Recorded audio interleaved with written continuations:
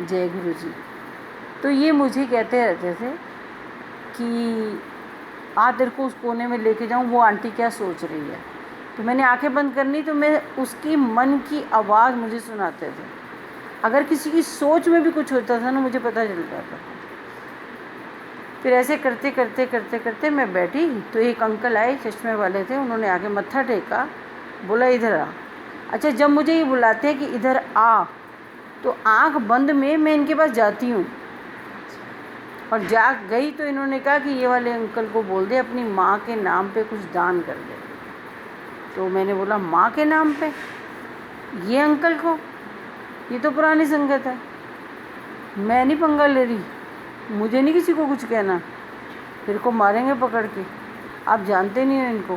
कह रहे कह दे, तूने क्या करना, तेरी सेवा है, तेरे भरोसे तो मैं सेवा तेरे को दे रखी हूँ, क्योंकि मेरे को तेरे पे भरोसा है कि तू ये करेगी, तभी तो तुझे दिखा भी रहा हूँ और बता भी रहा हूँ। तो तू मेरा भरोसा तोड़ देगी। मैंने कहा पर भरोसे वाला बंदा भी तो होना चाहिए। खैर मैंने कहा कोई बात नहीं, अब कह रहे हैं तो कह दूँगी। पता नहीं क्या हुआ, मैं उठी वहाँ पहुँची जाने के लिए कि कह दूँ ये मैसेज दूँ, वो मुँह मोड़ के चले गए। मैंने छोड़ दिया, घर आ गई। रात को मुझे ड्रीम आया कि वही अंकल बैठे हैं और अपनी माँ का नाम लिख रहे हैं, पेपर पर पर्चियाँ बनाए जा रहे हैं और पर्चियाँ कहीं डाले जा रहे हैं, भरे जा रहे हैं। तो मैं कह रही हूँ ये क्या है। तो गुरुजी अपने मत्थे पे हाथ मार के कहते हैं, मैनू क्या सी माँ के नाम पे कुछ दान कर दे, ये माँ का नाम ही दान कर रहा है, तभी तो कह रहा हूँ मैसेज दे दे, सोच दे कुछ और ने, बोल दे कुछ और ने, कर दे कुछ और ने। मैसेज समझ नहीं आ रहे, समझाएंगी तो समझ आएगी ना। तो मैंने कहा मैं इसमें क्या मदद कर सकती हूँ, उसके दिमाग ही ऐसा है। कह रहे सब अपनी मर्ज़ी से मैसेज फॉलो कर रहे हैं, मेरी मर्ज़ी कोई नहीं है। कल को कहेंगे हम गुरु के मंदिर इतना गए, हमने ये किया, हमने वो किया, लेकिन हमारा कुछ हुआ नहीं है। ऐसे बैठे रहेंगे, 20 साल बैठे रहेंगे, कुछ नहीं होने वाला। उठ, इनको बोल सही ट्रैक पे चलें। मैं चुप हो गई। अगले दिन मैं गई मंदिर, तो मैंने गुरुजी से कान पकड़ के माफ़ी मांगी। मुझे ही मांगनी पड़ी कि मेरी गलती है, मेरी गलती की वजह से एक बंदे ने सफ़र किया।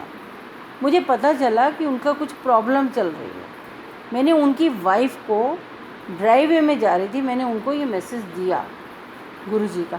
अरे गुरुजी अपने आप देख लेंगे ना, आपको क्या ज़रूरत पड़ी है कहने की। तो मैंने कहा गुरुजी ये क्या है। कह रहे ये उसका दिमाग है, तूने अपना काम किया ना, तूने सिर्फ अपना काम करना है, कोई कुछ भी कहे तुझे क्या लेना देना। काम करके सेवा करके छोड़ दे।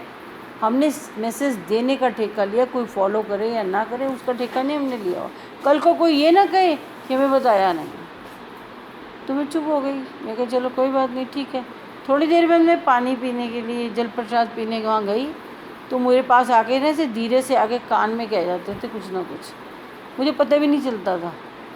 जब सुनती थी ना तो मैं ऐसे रिएक्ट करती थी कि पकड़ो इनको, तीरे भाग जाते थे। तो मुझे कहते हैं आटे दियाँ गोलियाँ बना, जो फिशेस को डालते हैं उसके अंदर लिख दे गुरु गुरु गुरु गुरु, और हर गोली में एक गुरु की पर्ची लपेट के डाल दे। तो मैंने बोला उससे क्या होगा। कह रहे हैं जल प्रसाद वाले अंकल को दे देना, हर जल प्रसाद के गिलास के साथ एक गोली दे देगा, ये जीभ पे रखेंगे और ऊपर से पानी पीलेंगे, गुरु अंदर आ जाएगा। इनको ऐसा वाला गुरु चाहिए था। मैंने कहा ओ अच्छा ये करना है। मैंने सोचा ये सच कह रहे हैं, मुझे क्या पता। जब भगवान ने मुझे कोई बात बताई तो मैं तो ज़ीरो हूँ, मैं तो एज़ इट इज़ बात आपको पहुँचा दूँगी। उसके पीछे क्या है ये वो जाने, सुनने वाला जाने, मुझे नहीं मालूम। थोड़ी देर बाद मैं समझ में आई जब बात, तो मैंने कहा मैं कितनी बुद्धू हूँ, आपकी बातों में आके मैंने शुक्र है गोलियाँ नहीं दी, वरना तो गड़बड़ हो जाती। कह रहे वो टाइम आने वाला है। अब कल रात को मुझे ड्रीम आया, विज़न आई इसी के ऊपर ही, कि मंदिर के अंदर एक मटका पड़ा हुआ है, बड़े मंदिर में बहुत बड़ा मटका है। उस मटके के अंदर पानी है एंड वहाँ पर ना किसी ने बोला कि जो तुम चाहते हो इस मटके के अंदर लिख के पर्ची डाल दो। और उसके बाद गुरु पढ़ लेगा और तुम्हारा काम सब हो जाएगा। तो रात को मुझे गुरुजी उस मटके के पास लेके गए। मैं पहुंची पहले बड़े मंदिर, छोटा गेट जो था वो पता नहीं बंद था या क्या था, मुझे नहीं मालूम। बड़ा गेट हटा हुआ था पूरा, मतलब वो गेट नहीं लगा हुआ था, ओपन था, ओपन था बिल्कुल। और मैं सीधी अंदर चली गई हूँ, अंदर गई हूँ और मैंने वहाँ जाकर, गुरुजी कहते नहीं ये मटके का चपनी उतार और देख कितनी पर्चियाँ इकट्ठी हो गई हैं, इनके जवाब देने हैं। मैंने कहा अच्छा ठीक है, मैं निकालती हूँ। तो मैं जैसे ही मटके के पास जाती हूँ, मैं खोलती हूँ मटका तो लेकिन पर्चियाँ तो पानी के ऊपर तैर रही हैं। तो कहते हैं ओ अच्छा, जो लिखा हुआ था वो मिट गया, पानी में डाल दी। बुद्धू हैं, इनको ये पता ही नहीं चला, खाली मटके में पर्चियाँ डालते हैं। भाई गुल्लक में डालनी है ना पर्चियाँ, तो ये तो पानी में डाल गए जल्दी जल्दी में। अब जो इन्होंने लिखा था वो तो मिट गया, चलो अच्छा हुआ जो लिखा हुआ था वो मिट गया, वो वैसे भी इनकी तकदीर में नहीं था। अब ये कर्म कर रहे हैं, अब मैं नई पर्चियाँ बना के इनकी नई तकदीर लिखूँगा, जो इनकी तकदीर में अब है कर्म कटवाने के बाद वो लिख रहा हूँ। मैं कहा अच्छा फिर मुझे क्या करना है? कह रहे हैं तू वाइट गेट से अंदर आ जा। तो मैं वाइट गेट से अंदर जाती हूँ एंड वाइट गेट के ऊपर लिखा हुआ है आउट, OUT आउट। तो मैंने कहा ये तो आउट लिखा हुआ है, आप कह रहे हो इन आ जा। तो कह रहे तू इन आ जा, बाकी सब आउट होएंगे ना, फिर मैं नई तकदीर लिखूँगा तो वही लोग इन होंगे ना, जिनका मैं कुछ लिखूँगा वही इन होंगे ना, बाकी सबको आउट कर देते हैं क्योंकि उनकी पर्चियाँ तो धुल गई हैं अब।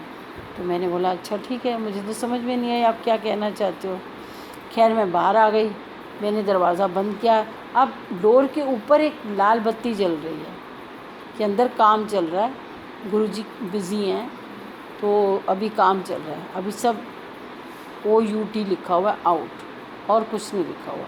शायद रिनोवेशन हो रही है या कोई कंस्ट्रक्शन हो रही है या कोई सफाई हो रही है, ये मुझे मालूम नहीं क्या हो रहा है। ऐसा कुछ देखा। उसके बाद मैं लौट के घर आ गई। जब मैं घर आई तो अपने बेड पे लेटी हुई थी, मेरे साथ में साइड टेबल है, साइड टेबल की ड्रॉर में एक ब्लू कलर की फ़ाइल है। वो ड्रॉर खोली, इन्होंने वो फ़ाइल निकाली। मैंने कहा ये ब्लू कलर की फ़ाइल तो मेरी है तजुर्बा की, जिसमें मैं सत्संग लिखती थी तजुर्बा की, मेरी ज़िंदगी का तजुर्बा, ये कहाँ ले जा रहे हो? कह रहे टाइम आ गया बताने का कि तेरा क्या तजुर्बा है, मैं खुद लेके जा रहा हूँ तजुर्बा। मैं कि कहाँ लेके जाओगे? ये तो ऑलरेडी मंदिर कंप्लेन बॉक्स में पड़ी है, लोगों ने कंप्लेन करी है ना, तो वहाँ पर पड़ी होगी। कह रहे कोई नहीं, मैं बाकी भी ले जा रहा हूँ, तजुर्बा तेरा है वो दिखाऊंगा ना कि तेरा क्या तजुर्बा है, तेरे को 7 साल का, ये वो लेके जा रहा हूँ। तो मैंने बोला अच्छा ठीक है, आपको जो करना करो, मुझे डर बड़ा लगता है आपकी संगत से। कहते हैं तू पहले दिन भी डर रही थी कि जब तुझे ये कहा था कपल सत्संग कर, तब भी तू डरती थी।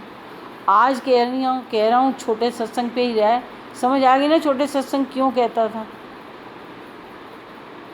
कर ली ना बीच में तूने भी भीड़, मन मानी भीड़ इकट्ठी कर ली, क्या मिला?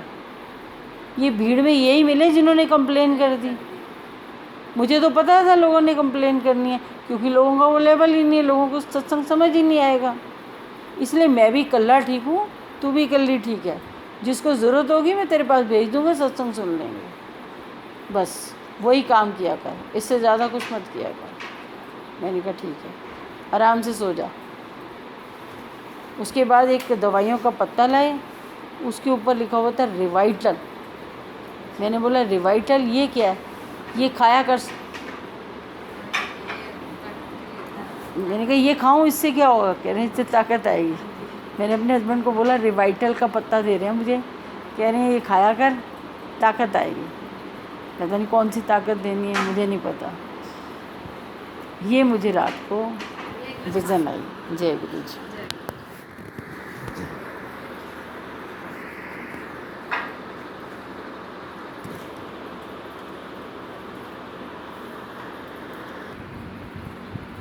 जय गुरु जी।